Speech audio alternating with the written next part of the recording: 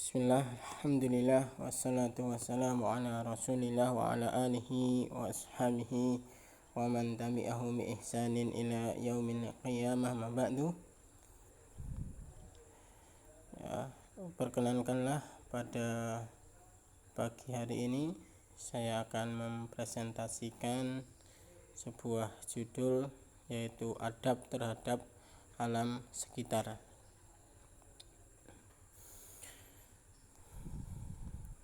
Adab dalam terhadap alam sekitar ini adalah adab yang sangat agung yang diajarkan oleh agama Islam. Karenanya yang pertama, Islam agama yang sempurna. Islam yang sempurna ini telah mengatur segala sesuatu yang ada di dunia ini, termasuk dalam memelihara lingkungan alam sekitar. Islam telah melarang segala bentuk pengrusakan terhadap alam sekitar, baik pengrusakan secara langsung maupun tidak langsung. Kaum muslimin juga adalah yang terdepan di dalam menjaga dan melestarikan lingkungan alam sekitar. Oleh karena itu, seyogyanya sebagai seorang muslim memahami landasan-landasan pelestarian lingkungan hidup, karena pelestarian lingkungan hidup merupakan tanggung jawab semua umat manusia sebagai pemikul amanah untuk menghuni bumi Allah ini. Setiap manusia, terlebih seorang muslim, maka memiliki kewajiban untuk memelihara dan menjaga alam sekitar yang telah Allah Subhanahu wa ta'ala amanahkan. Kemudian selanjutnya, alam sekitar untuk sarana beribadah kepada Allah Subhanahu wa ta'ala. Allah Ta'ala menciptakan alam ini, yaitu alam sekitar, bukan tanpa tujuan. Akan tetapi alam ini, alam sekitar bumi, merupakan sarana bagi manusia untuk melaksanakan tugas pokok mereka, dan itu adalah merupakan tujuan diciptakannya jin dan manusia, yaitu untuk beribadah hanya kepada Allah Subhanahu wa ta'ala saja.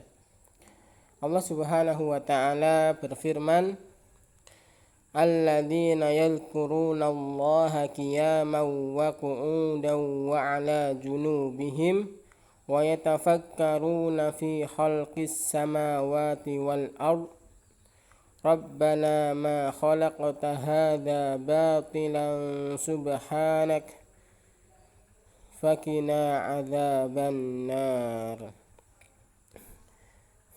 Yang artinya yaitu orang-orang yang mengingat Allah sambil berdiri atau duduk atau dalam keadaan berbaring, dan mereka memikirkan tentang penciptaan langit dan bumi seraya berkata, ya Rabb kami, tiadalah engkau menciptakan ini dengan sia-sia, maha suci engkau, maka peliharalah kami dari siksa neraka.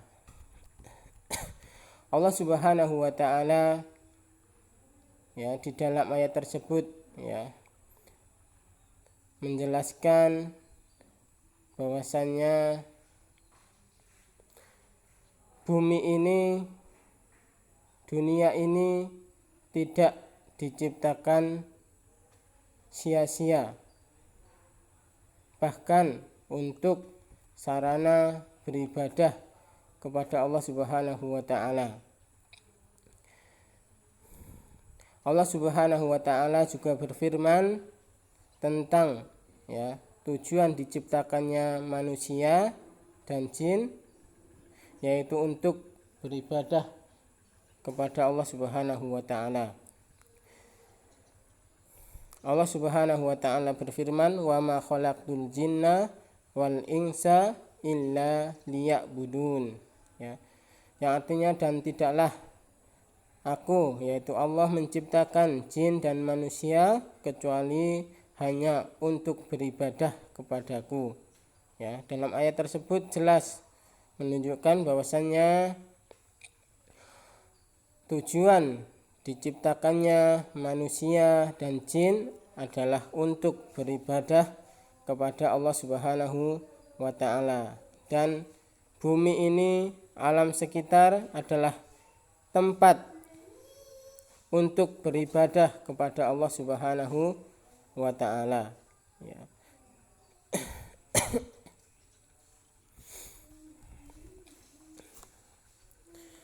Kemudian selanjutnya yaitu kerusakan alam sekitar.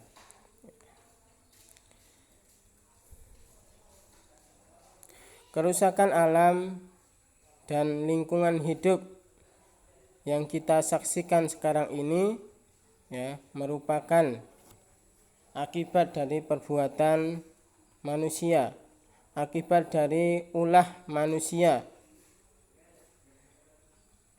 Manusia-manusia yang tidak bertanggung jawab, manusia-manusia yang tidak ataupun kurang mengenal Allah Subhanahu wa ta'ala. Allah Subhanahu wa ta'ala berfirman, "Dhaharal fasadu fil barri wal bahri bima kasabat aydin nas liyudhiqahum ba'dalladzi amilu la'allahum yarji'un."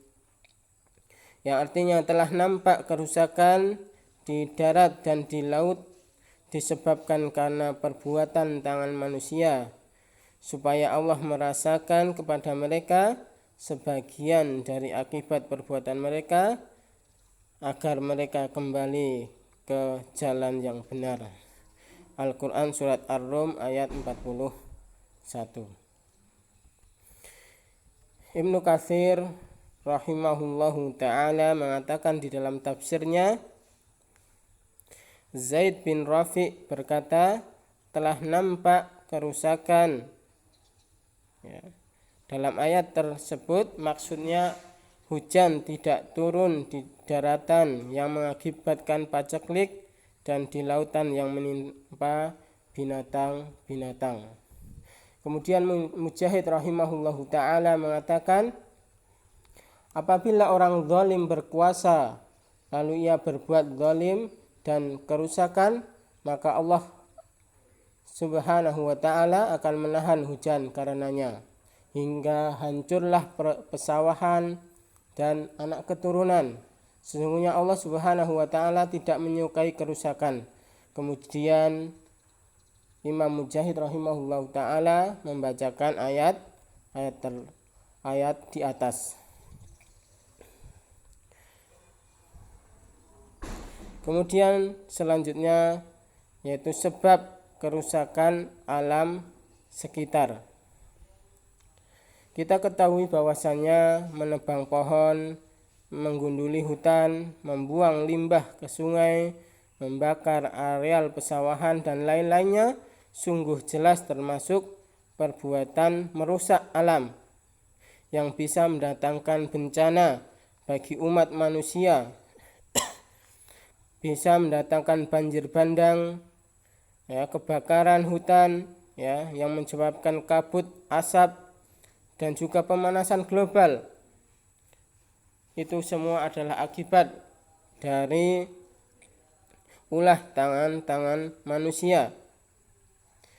Namun, sadarkah kita bahwasanya kerusakan alam bukan hanya karena faktor real seperti itu saja.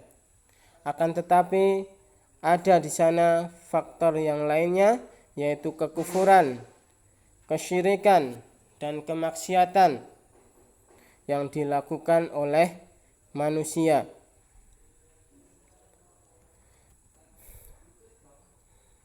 Bukankah ya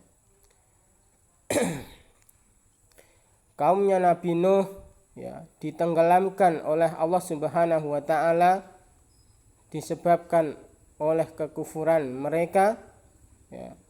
Dan umat-umat terdahulu Allah Subhanahu wa taala datangkan azabnya karena disebabkan kesyirikan dan kemaksiatan yang mereka lakukan. Maka kemaksiatan ataupun kesyirikan itu dapat menyebabkan ya rusaknya alam sekitar kita.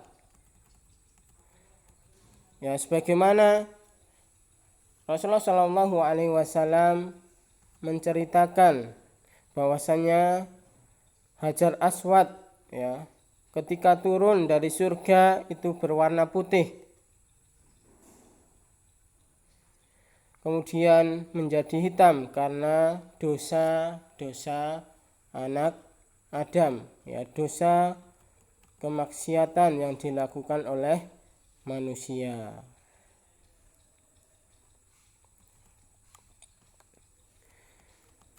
Dan ya, Ibnu Qayyim rahimahullahu ta'ala pernah mengatakan di antara pengaruh buruk perbuatan maksiat terhadap bumi adalah banyak terjadi gempa dan longsor di muka bumi serta terhapusnya berkah. Itulah di antara ya sabda Rasulullah Shallallahu Alaihi Wasallam dan perkataan ulama yang menjelaskan kepada kita bahwasanya ya kemaksiatan itu dapat mengakibatkan rusaknya alam sekitar ya, terjadinya gempa, longsor, bencana, banjir dan lain-lainnya disebabkan oleh maksiat yang dilakukan oleh manusia.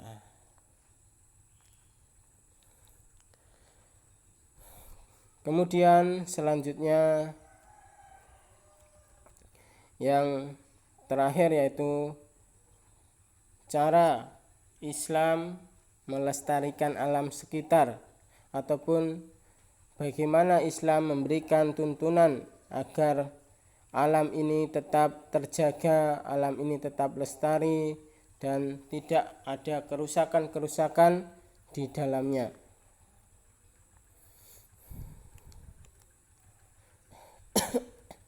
Tentunya anjuran yang agama Islam anjurkan atau ajarkan yang pertama yaitu bertauhid kepada Allah Subhanahu wa taala dan meninggalkan kesyirikan ya. Barang siapa yang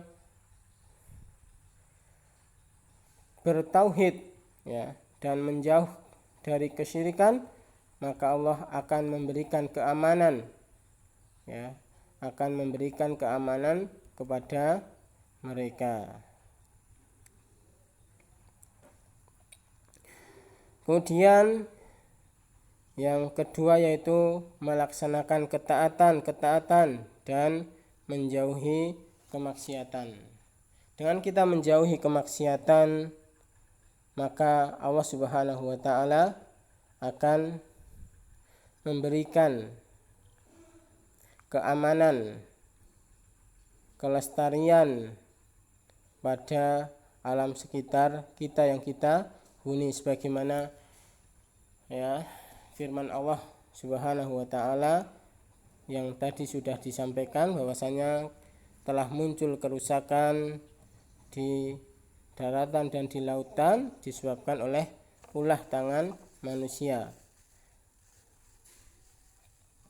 Kalau sekiranya ya manusia itu menahan diri dari maksiat kepada Allah Subhanahu wa taala, niscaya Allah tidak akan ya memberikan azabnya, tidak menurunkan balaknya kepada manusia.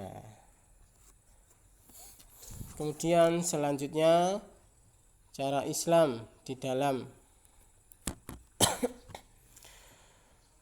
menjaga ataupun melestarikan alam sekitar, yaitu dengan memelihara lingkungan. Ya, lingkungan yang ada sekarang itu kita pelihara, tidak kita rusak. Kemudian diantaranya lagi yaitu menanam pohon dan penghijauan. Ya. Agama yang mulia ini telah mengajarkan kita untuk menanam pohon dan juga mengajarkan untuk menghijaukan alam sekitar. Rasulullah Shallallahu Alaihi Wasallam pernah bersabda, "Ma min muslimin yahrisu ghorsan au yasra zar'an fayakulu minhu tayran au insanun au bahimatun illa kana lahu bihi shadaqah." Rasulullah Shallallahu Alaihi Wasallam bersabda, tidaklah seorang muslim menanam tanaman, kemudian tanaman itu dimakan oleh burung, manusia ataupun hewan, kecuali baginya dengan tanaman itu adalah sedekah. Hadis riwayat Al-Bukhari dan Muslim. Ya. Dalam hadis ini menjelaskan bahwasanya Rasulullah Shallallahu Alaihi Wasallam memerintahkan untuk menanam pohon, dan menanam pohon di sini termasuk sedekah bagi burung ataupun hewan yang memakannya. Dan juga firman Allah Subhanahu wa taala, wa huwallazi anzala minas samaa'i ma'an fa akhrajna bih nabata kulli syai' fa akhrajna minhu hadiran nukhriju minhu habba mutarakiba wa minal nahli min tal'iha kinwanun daniyatun wa jannati min a'nab wa zaitun wa rumman mustaihan wa ghaira mutasyabih unduru ila samarihi idza mara wa yan'ihi inna fi dzalikum la ayatin liqaumin yu'minun. Yang artinya, dan dialah yang menurunkan air hujan dari langit, lalu kami tumbuhkan dengan air itu segala macam tumbuh-tumbuhan, maka kami keluarkan dari tumbuhan-tumbuhan itu tanaman yang menghijau. Kami keluarkan dari tanaman yang menghijau itu butir yang banyak, dan dari mayang kurma mengurai tangkai-tangkai yang menjulai, dan kebun-kebun anggur. Dan kami keluarkan pula zaitun dan delima yang serupa dan yang tidak serupa. Perhatikanlah buahnya di waktu pohonnya berbuah, dan perhatikan pula lah kematangannya. Sesungguhnya pada yang demikian itu ada tanda kekuasaan Allah bagi orang-orang yang beriman. Ya, Al-Quran surat Al-An'am ayat 99. Ya, dalam ayat di atas secara tidak langsung bahwasanya Allah Subhanahu wa taala memerintahkan untuk kita menanam tanaman penghijauan, menanam pohon-pohon yang nantinya bermanfaat bagi umat manusia dan juga hewan ataupun alam sekitar. Kemudian cara selanjutnya yaitu menghidupkan lahan yang mati. lahan yang mati yaitu lahan yang tidak bertuan, tidak berair, tidak ada bangunannya dan tidak dimanfaatkan. Ya. Dengan menghidupkan lahan yang mati, insya Allah nanti akan bermanfaat bagi alam sekitar. Allah Subhanahu wa ta'ala berfirman, wa ayatun lahumul ardu al-maitah ahyainaha wa akhrajna minha habban faminhu ya'kulun. Yang artinya, dan suatu tanah kekuasaan Allah yang besar bagi mereka adalah bumi yang mati. Kami hidupkan bumi itu dan kami keluarkan daripadanya biji-bijian, maka daripadanya mereka makan. Ya. Allah Subhanahu wa ta'ala di sini menyebutkan bahwasanya Allah menghidupkan lahan yang mati. Ya, tentunya Allah Subhanahu wa ta'ala menghidupkan lahan yang mati ini ya, yaitu melalui perantara manusia di bumi. Dengan hidupnya lahan yang mati tersebut, maka tumbuhlah biji-bijian, tumbuh-tumbuhan yang bisa dimakan dan bisa dimanfaatkan.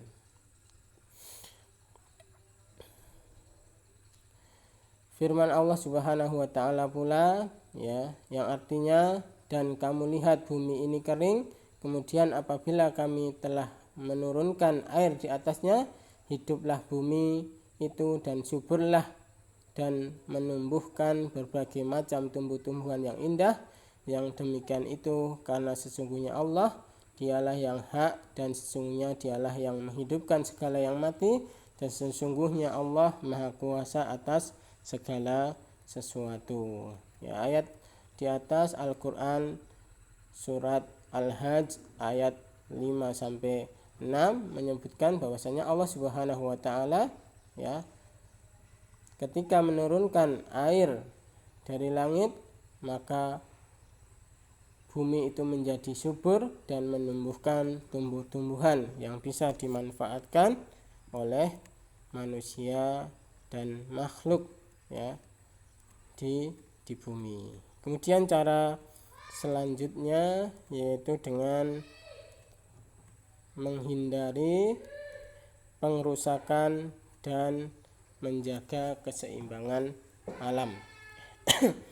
Salah satu tuntunan terpenting ya dalam Islam antara ya hubungan manusia dan lingkungan ialah bagaimana menjaga keseimbangan alam,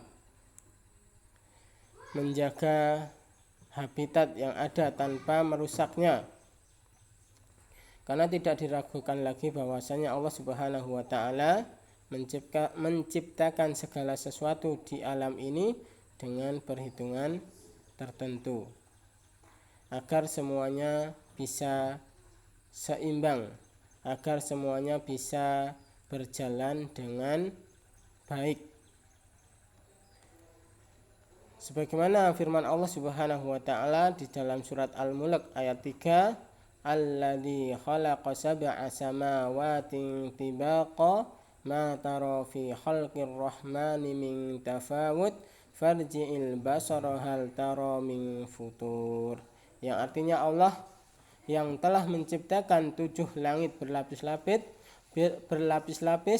kamu sekali-kali tidak melihat pada ciptaan Tuhan yang Maha Pemurah sesuatu yang tidak seimbang, maka lihatlah berulang-ulang, adakah kamu lihat sesuatu yang tidak seimbang. Ya, Allah Subhanahu wa ta'ala menciptakan ya, alam ini penuh dengan keseimbangan. Maka kita sebagai makhluk Allah diberikan amanah untuk senantiasa menjaga